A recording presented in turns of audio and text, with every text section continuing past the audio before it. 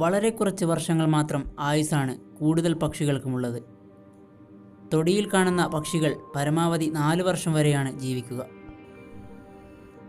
സ്വാഭാവികമായ മരണങ്ങൾ പക്ഷികൾക്കിടയിൽ വളരെ കുറവ് മാത്രമേ സംഭവിക്കുന്നുള്ളൂവെന്ന് ബ്രിട്ടനിലുള്ള പക്ഷി നിരീക്ഷണ സ്ഥാപനം RSPB പറയുന്നു.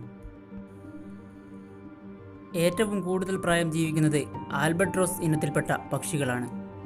ഇവ 64 വർഷത്തിന് മുകളിൽ ജീവിക്കും. പ്രായം 2 കടക്കുമ്പോൾ തന്നെ ചെറിയ കിളികളുടെ ജീവിതം അവസാനിച്ചിട്ടുണ്ടാകും.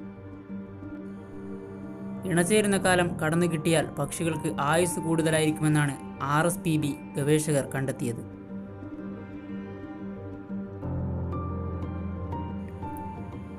പറക്കുന്നതിനിടയിൽ ചത്തു വീഴുകയല്ല പക്ഷികൾ.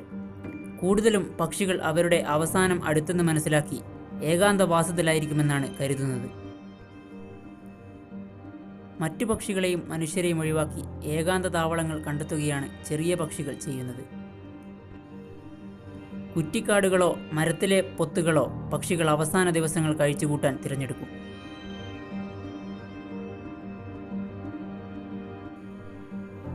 പറക്കാൻ കഴിയുന്ന ജീവികൾ ആയതുകൊണ്ട് പക്ഷികൾക്ക് ശരീരഭാരം വളരെ കുറവാണ്. ഭാരം കുറഞ്ഞ അസ്ഥികളും കൂടുതൽ തൂവലുകളും ഉണ്ട്. മാംസം വളരെ കുറവാണ്.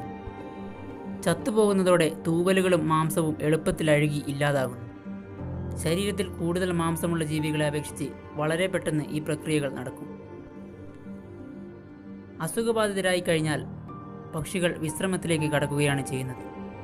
ചിലപ്പോൾ വിശ്രമം പക്ഷികളെ അസുഖങ്ങളിൽ നിന്ന് കരകയറാൻ സഹായിക്കാറുണ്ട്.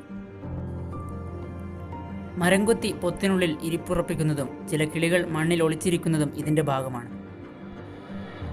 പറക്കാൻ വയ്യാതാകുമ്പോൾ പൂച്ച, പട്ടി, പാമ്പ് എന്നിങ്ങനെ മറ്റ് ജീവികൾക്ക് പക്ഷികൾ ഇരയാകും.